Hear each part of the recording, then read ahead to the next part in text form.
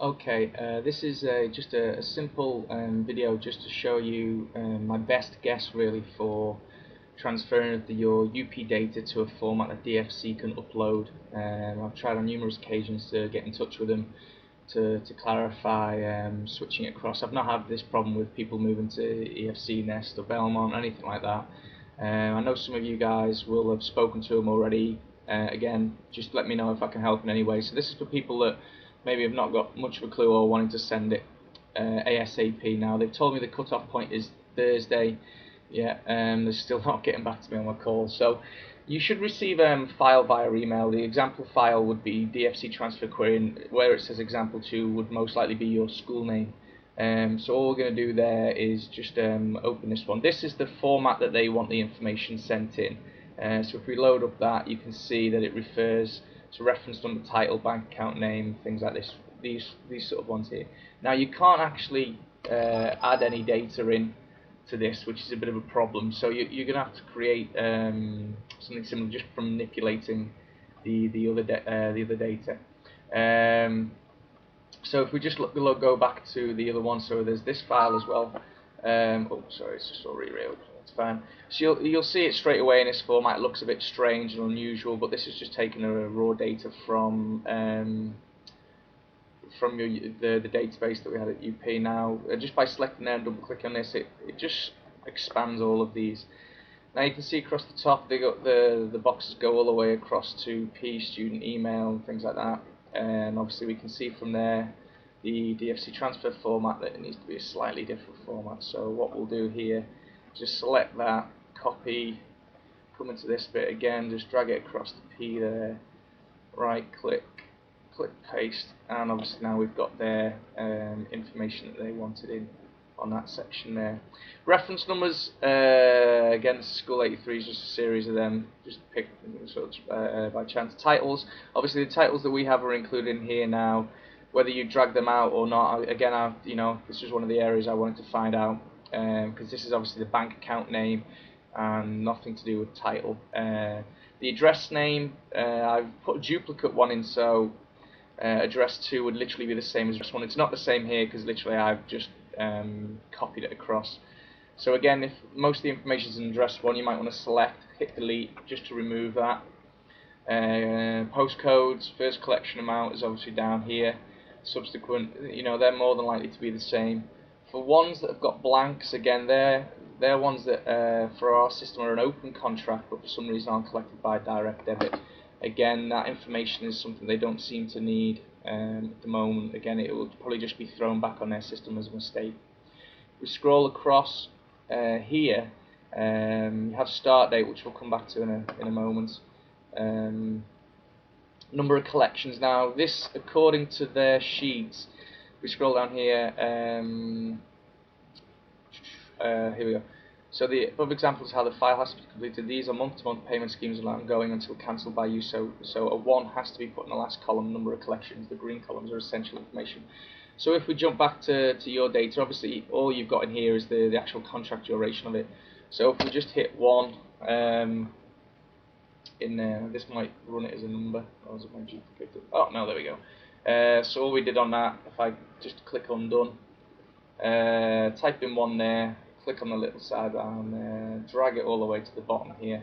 So that changes it all to 1 on those. You'll notice the telephone numbers are missing a couple of digits on there. That's fine. That's just because it doesn't show a 0. Don't worry about that. Now, you might see, for example, in this example here, email address has got some other code that's been added in. You again might want to select it all and just delete it because we didn't really keep emails. Again, you might want to do the same for this one, delete that, or obviously leave it on if for example, this person down here has got numbers on there. Obviously, here's bank codes and sort codes. Again, don't worry if some of the digits seem short, that means there's a 0 in front. The other ones are start dates. Now, obviously, some of the contracts here are a date. Oops, let me just undo that. Some of the dates here are different, starting, and the duration might be, which we changed a moment ago, had 48, for example. So this person will be 15/2, 2007, starting for 48 payments. Now, the start date I wouldn't worry about here because they're obviously going to become rolling ones. However, this one here, the 5th, they only operate payment days the 1st or 15th. If we jump back to here, oh, there we go. The date must be the 1st or the 15th of the month. The file must receive the minimum 6 working days before the listed dates for batch processing.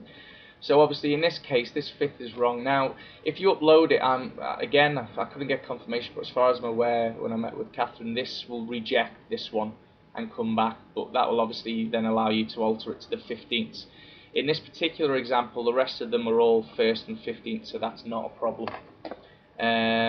So obviously we've copied that information across there. If you have your own school details or something like that, you might want to update this information over here. If you've got that, you can add that in, so you might have an email address for someone like that you could obviously include and import it into there. So we've kept it as close as, again, this is just my best guess, to the similar thing here. It talks about saving it as a CSV file. That's fine. You can't make changes to this one, even if you made the protection unprotect sheet. Comes up with a password. I've not been given a password for that, so again I can't make much of a copy on this. It talks here about how you can upload after that.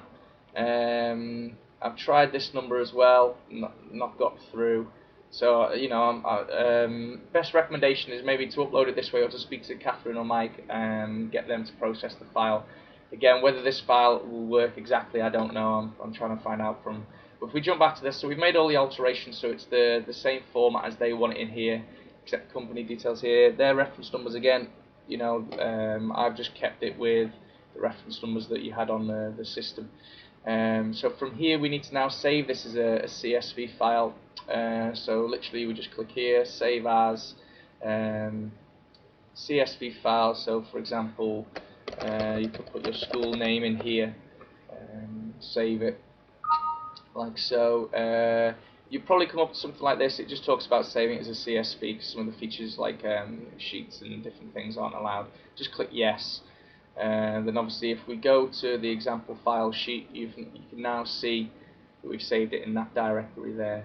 If you right click on it, again open with Notepad, you'll see the sort of CSV file as it's created.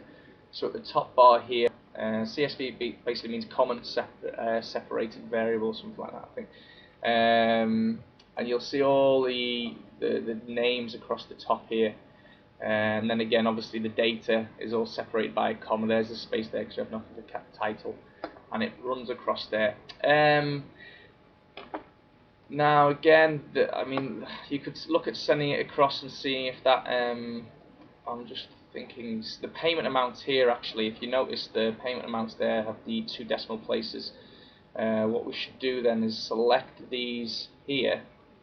And you'll see a little icon up here which is plus across here, increase decimal. So if we increase that by 2, we've now got a payment amount that matches more of a figure here. Again, so I've made that mistake, so let's just save it again. Yeah, we want to save it school name, that's fine. Overwrite, yeah, we want to overwrite. Same again, CSV, click yes.